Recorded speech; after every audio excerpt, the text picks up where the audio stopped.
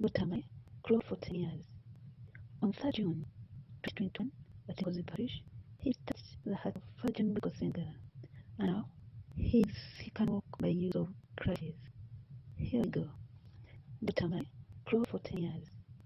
On 3rd June 2021, at Nkozi Parish, Deo Tamale, closed for 10 years. On 3rd June 2021, at Nkozi Parish, he touched the heart of Father JohnBosco Ssendagala, and now he can walk by use of crutches. Here we go. Deo Tamale yewalula okumala emyaka 10. Ku lunaku lw'abajulizi nga 3 Juuni 2021 omwaka guno, Nkozi Parish yakwata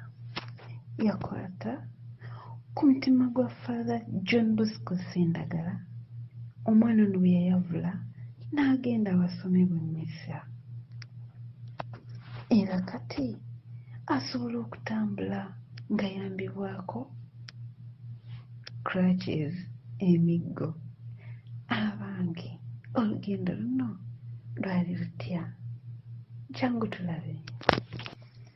The pilgrim has touched my heart during the Martyrs' Day Mass held in one of our small Christian communities.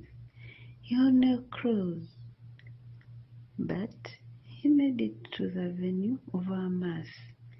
I wish we can join hands and buy him a wheelchair. May God abundantly bless him. Omwana ono ankutteko nnyo mu mmisa y'abajulizi gye tusomye mu kabondo kaffe akamu olwaleero. Tatambula, ayaludde okutuuka we tusomedde. Nsaba abasobola munneegatteko tumufunire akagaali. Mukama abawa omukisa. Ab'emikwano bannange, mwenna mbatuusaako okulamusa wamu n'okusiima okuva eri omwana oyo Deo Tamale gwe natuuma omulamazi w'olunaku lw'abajulizi 2021. Mbeebaza obuwagizi awamu n'essaala. Deo yatwalibwa jjo mu ddwaliro lya Magumba e Kisubi. Abasawo baatutegeezezza nti Deo teyeetaaga kagaali, wabula mpola mpola asobola okuyambibwa, asobola okutambula. Dear friends, I bring you heartfelt gratitude from Deo Tamale, the one I named 2021 Martyrs' Day Pilgrim. I want to extend our gratitude to you for the support and encouragement. Yesterday, Deo was taken to hospital in Kisubi. You can see the photos. Deo underwent a successful operation at Kisubi Hospital and was discharged yesterday. The pictures tell the much joy this boy has. One who crawled for almost 10 years can now move, at least for now, with the assistance of the crutches. He's still undergoing treatment, but the doctors say he is most likely to move without the crutches. I'd like again to sincerely thank you, for all the support.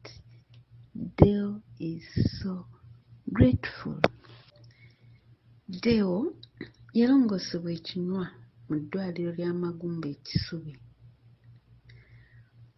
Abasawo batugamba nti kirabika ajja kusobola okutambula awatali na kukwata miggo.